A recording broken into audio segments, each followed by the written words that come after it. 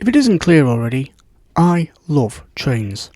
From steam to electric, I enjoy watching and learning all about them. But how did I start to like trains in the first place?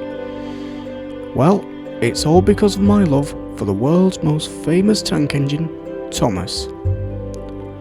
I grew up watching the show, and the characters stuck out to me as being thoroughly enjoyable and relatable. I was introduced to the Railway series on YouTube and fell in love with it. Eventually, I got all 26 books that the Reverend Wilbert Awdry wrote between 1945 and 1972, and all seemed to take me to another dimension. Since then, my love of railways grew ever stronger and stronger. I do not consider Thomas and Friends' early seasons and the Railway series to be children's bedtime stories, but stories for a general audience can easily enjoy, especially railway enthusiasts like myself. Our first story is 3 Railway Engines from the year 1945. The illustrations are by C. Reginald Dalby.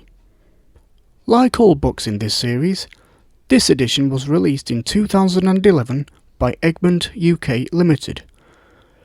There is no foreword for this book, so let's dive in.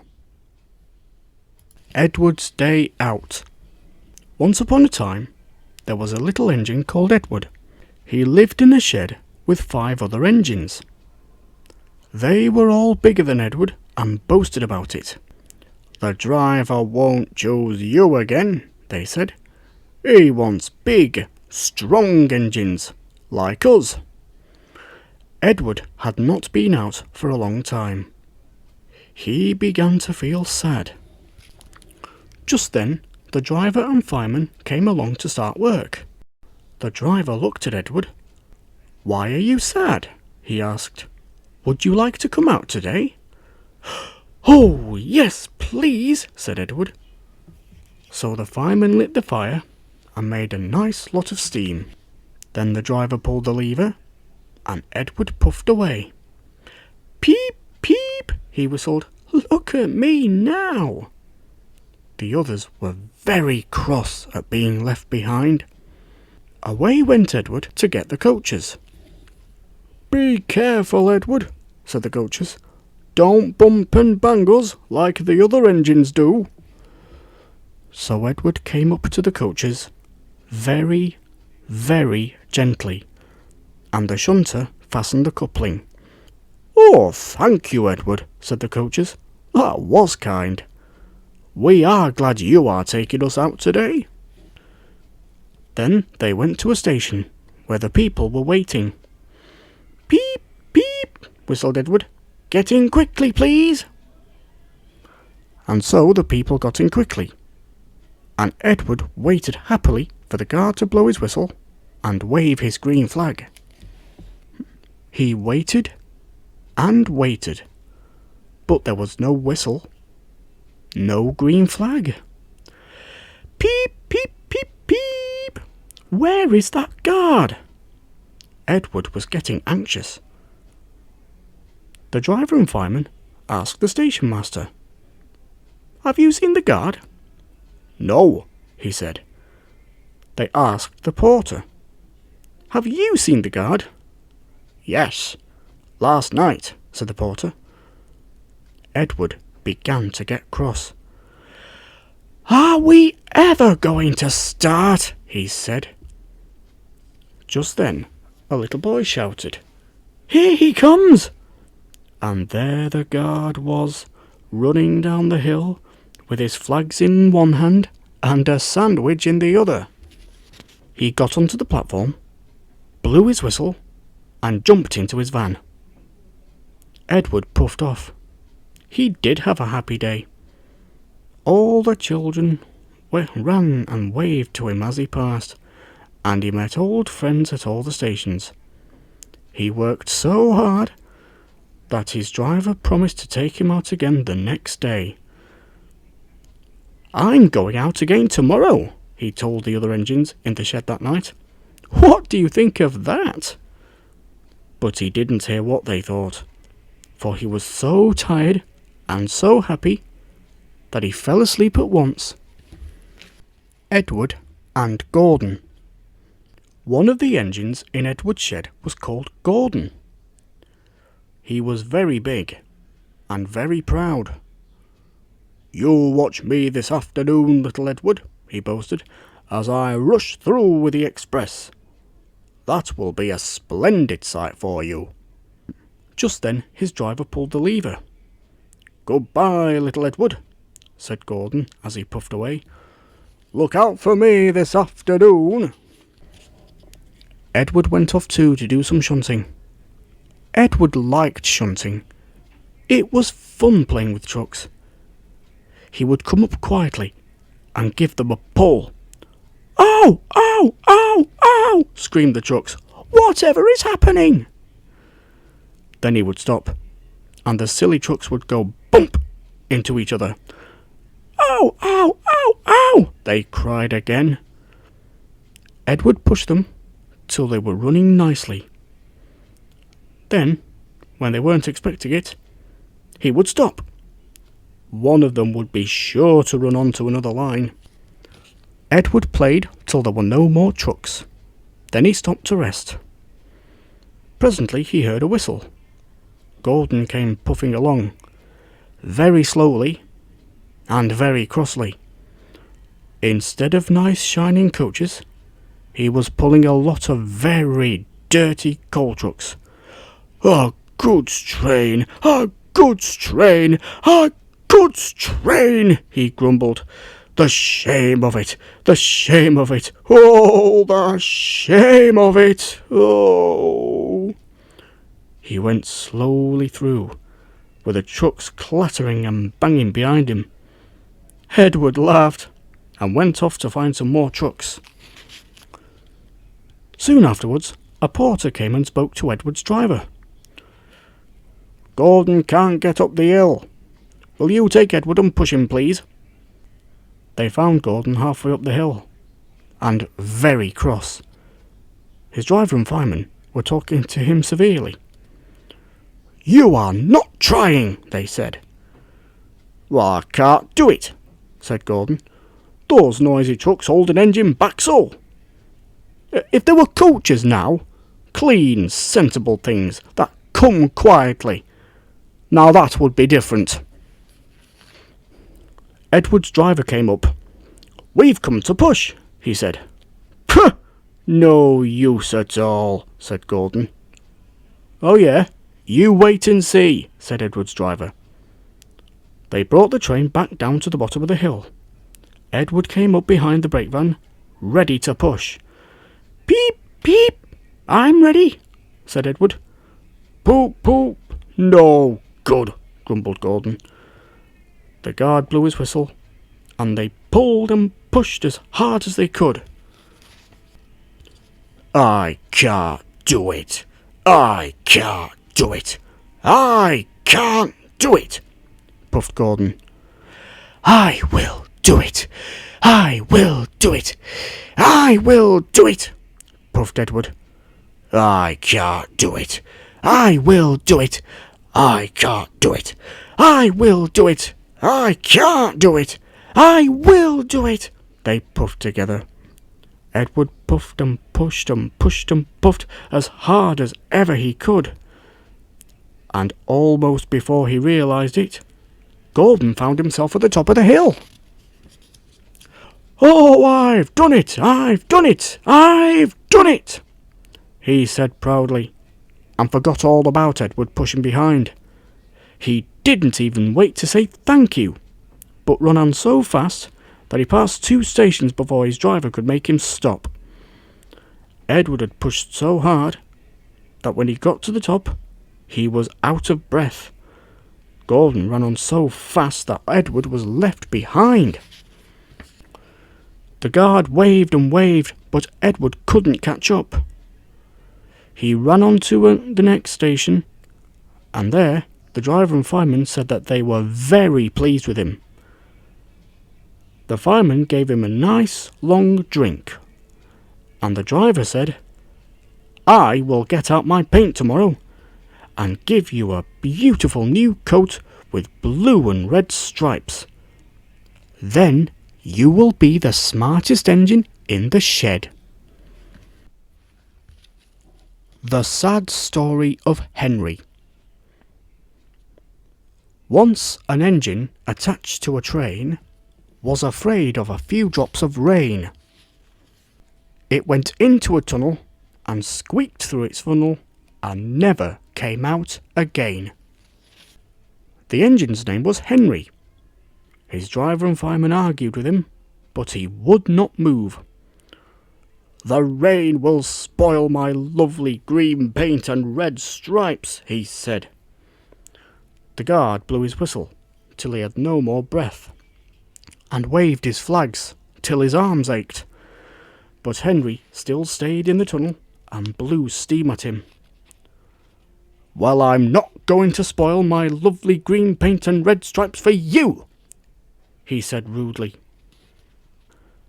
The passengers came and argued too, but Henry still wouldn't move. A fat director who was on the train told the guard to get a rope. "We will pull you out," he said. But Henry only blew steam at him and made him all wet. They hooked on the rope and all pulled, except for the fat director. Well, my doctor has forbidden me to pull," he said. They pulled and pulled and pulled, but Henry still stayed in the tunnel. Then they tried pushing from the other end. The fat director said, "1, 2, 3, push!" but did not help himself. "My doctor has forbidden me to push," he said. They pushed and pushed and pushed, but Henry still stayed in the tunnel. At last another train came. The guard waved his red flag and stopped it. The 2 engine drivers, 2 firemen and 2 guards all went and argued with Henry. "Look, it stopped raining," they said. "Yes, but it will begin again soon," said Henry. "And what would become of my green paint and red stripes then, eh?" So they brought the other engine up, and it pushed and pushed and pushed as hard as ever it could. But Henry still stayed in the tunnel. So they gave it up. They all told Henry, "We shall leave you here for always and always and always." They took up the old rails, built a wall in front of Henry, and cut out a new tunnel. Now, Henry can't get out, and he watches the trains rushing through the new tunnel. He is very sad because no one will ever see his lovely green paint with red stripes again. But I think he deserved it. Don't you?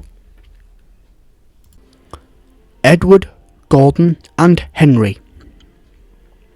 Edward and Gordon often went through the tunnel where Henry was shut up.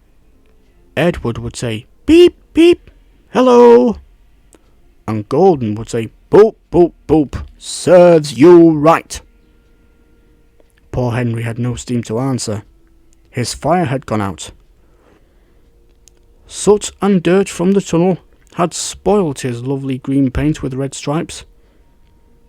He was cold and unhappy, and wanted to come out and pull trains too. Gordon always pulled the big express. He was proud of being the only engine strong enough to do so. There were many heavy coaches, full of important people, like the fat director who had punished Henry. Gordon was seeing just how fast he could go. "Hurry, hurry, hurry," he panted. "Chickety-chock, chickety-chock, chickety-chock," said the coaches. Gordon could see Henry's tunnel in front. "In a minute," he said, "I'll boop, boop, boop at Henry, and rush through and out into the open again." Closer and closer he came. He was almost there, when crack! Whee! He was in a cloud of steam and going slower and slower. His driver stopped the train. "What has happened to me?" asked Gordon. "I feel so weak." "You've burst your safety valve," said the driver. "You can't pull the train anymore." "Oh dear," said Gordon. "We were going so nicely too." "Oh, just look at Henry laughing at me." Gordon made a face at Henry and blew smoke at him. Everybody got out and came to see Gordon. Said the fat director. "I never liked these big engines. They're always going wrong. Send for another engine at once." While the guard went to find one, they uncoupled Gordon and ran him onto a siding out of the way. The only engine left in the shed was Edward. "I'll come and try," he said. Gordon saw him coming. "Pah! That's no use," he said. "Why, Edward can't pull the train." Edward pulled and puffed and pulled and pulled and puffed, but he couldn't move the heavy coaches. "I told you so," said Gordon rudely. "Why not let Henry try?" "Yes," said the fat director. "I will." "Will you help pull this train, Henry?" he asked. "Yes," said Henry at once. So Gordon's driver and fireman lit his fire. Some plate layers broke down the wall and put back the rails. And when he had steam up, Henry puffed out. He was dirty. His boiler was black and he was covered with cobwebs. "Oh, I'm so stiff! Oh, I'm so stiff!" he groaned. "You'd better have a run to ease your joints. And find a turntable," said the fat director kindly. Henry came back feeling much better, and they put him in front. "Beep, beep," said Edward. "I'm ready." "Beep, beep, beep," said Henry. "So am I." "Pull hard, pull hard, pull hard," puffed Edward. "We'll do it, we'll do it, we'll do it," puffed Henry. "Pull hard, we'll do it, pull hard, we'll do it, pull hard, we'll do it," they puffed together. The heavy coaches jerked and began to move. Slowly at first, then faster and faster. "We've done it together! We've done it together! We've done it together!" said Edward and Henry. "You've done it! Hooray! You've done it! Hooray! You've done it! Hooray!" sang the coaches. All the passengers were excited. The fat director leaned out of the window to wave at Edward and Henry, but the train was going so fast that his hat blew off into a field where a goat ate it for his tea. They never stopped till they got to the big station at the end of the line. The passengers all got out and said, "Thank you." And the fat director promised Henry a new coat of paint. "How would you like to be blue and red?" he asked. "Yes, please," said Henry. "Then I'll be just like Edward." Edward and Henry went home quietly, and on their way back they helped Gordon to the shed. All three engines are now good friends. Wasn't Henry pleased when he got his new coat? He is very proud of it, as all good engines are.